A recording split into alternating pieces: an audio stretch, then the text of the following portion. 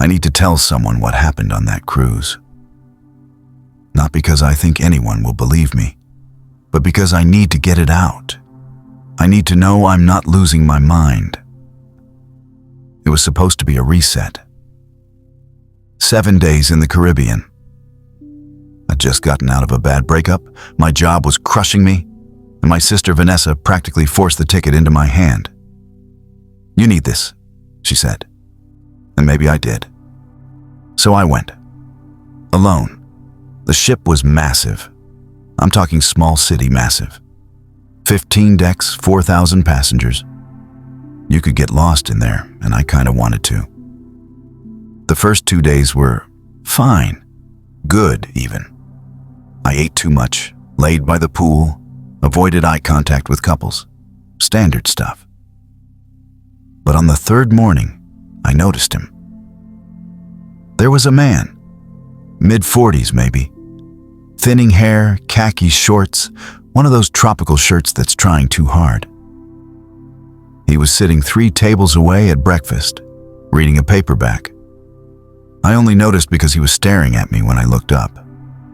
Not like creepy staring, more like he'd been watching me and I'd caught him. He smiled. I didn't. I forgot about it until lunch. Same guy, different deck, different restaurant. He was at the buffet when I walked in. And again, that moment, he was looking at me. This time he nodded. I pretended not to see. That night, I went to the ship's theater. Some Beatles tribute thing. Halfway through, I felt it. That prickle on the back of your neck. I turned around, and 5 rows back, there he was. Khaki shorts guy. He wasn't even pretending to watch the show. He was just looking at me. I left. Got up in the middle of Hey Jude and walked straight out. Here's the thing. I told myself it was coincidence. Big ship, limited places to go. We're all doing the same activities. It's random. But my hands were shaking when I got back to my cabin. The next day, I changed my routine. Skipped breakfast. Went to the adults-only pool on deck 11. I thought, he won't find me here. And for a while it worked. I had 2 hours of peace. I even started to feel stupid. Then I went to get a drink from the bar. He was there, sitting in the shade, same outfit, reading the same book. And when I walked up, he lowered the book and said, "Beautiful day, isn't it?" His voice was so normal, friendly even. I mumbled something and walked away. My heart was pounding. I went back to my cabin and locked the door. I stood there, staring at the handle, waiting for a knock that never came. That's when I started noticing the others. There was a woman, late 30s, dark sunglasses, always in a white linen dress. I'd seen her before, but now I was seeing her. She'd been at breakfast the day I first saw him. She'd been at the theater, and now she was on deck 11, lounging 2 chairs away from where he'd been sitting. And there was another man, older, gray beard, wearing a bucket hat. He'd been behind me in line at the buffet. I'd seen him outside the theater, and now he was here too, standing near the railing, pretending to look at the ocean. I felt crazy even thinking it, but were they together? Were they following me? I decided to test it. That evening, I skipped dinner and went to the library on deck 5. The library was almost always empty. I figured if they showed up there, I'd know. 20 minutes in, the woman in the white dress walked in. She didn't look at me. She just browsed the shelves for a minute, picked up a book, and sat down across the room. I left. I went to the gym at 10 p.m. The gym was deserted, except for one person on a treadmill. The gray-bearded man in the bucket hat. I didn't even go in. I just turned around and went straight back to my cabin. I locked the door, shoved a chair under the handle, and sat on the bed with my phone. No service in the middle of the ocean. But I pulled up the ship's passenger app anyway, scrolling through activity schedules, restaurant menus, anything to feel like I had some control. That's when I saw the group chat. I don't know how I missed it before. It was buried in the app's message section, hidden under groups. The name of the chat was just a string of numbers, no description. But there were 43 members, and the messages, they were all about me. Deck 11 pool, 2:47 p.m., blue swimsuit. Stayed for 1 hour and 18 minutes. Theater last night. Left early, seemed anxious. Cabin 7042, confirmed. My cabin number. They knew my cabin number. I scrolled up, my hands shaking so badly I almost dropped the phone.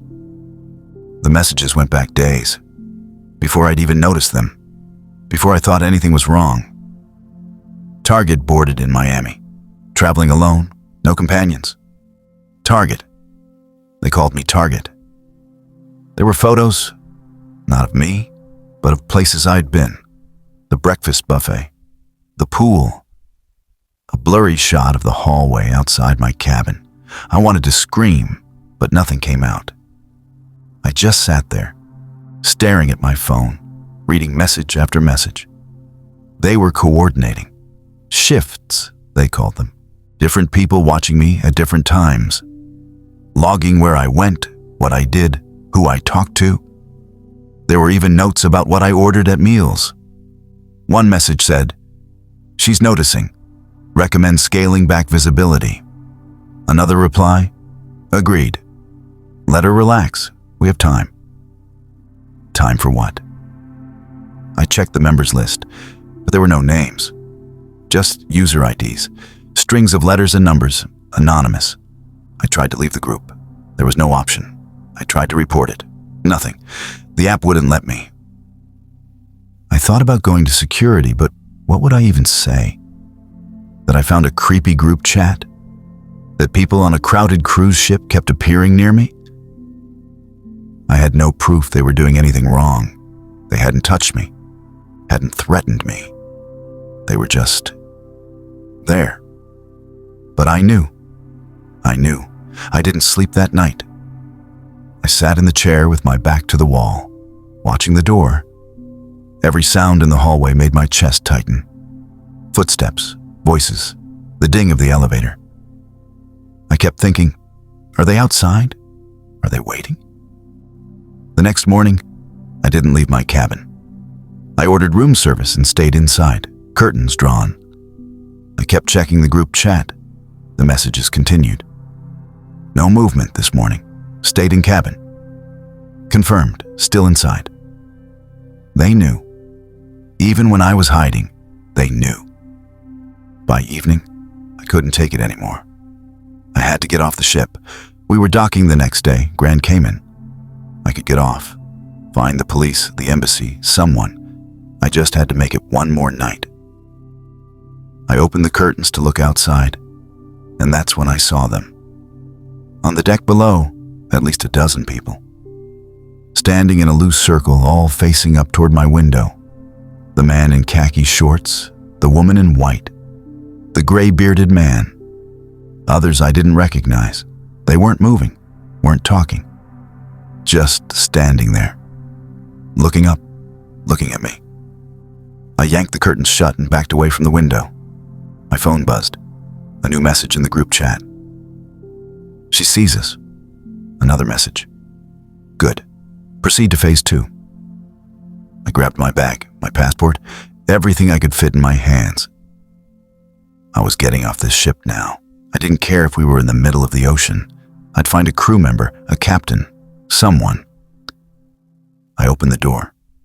They were in the hallway. Not all of them, but enough. 5, maybe 6. Standing in a line between me and the elevator.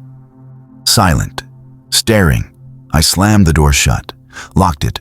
I tried the balcony. Maybe I could climb, maybe I could scream for help. But when I opened the sliding door, there were more of them on the neighboring balconies, just standing, watching. I called the front desk. No answer. I tried the emergency line. Nothing. My phone buzzed again. Don't worry, it'll be over soon. I don't know how much time passed. Minutes, hours.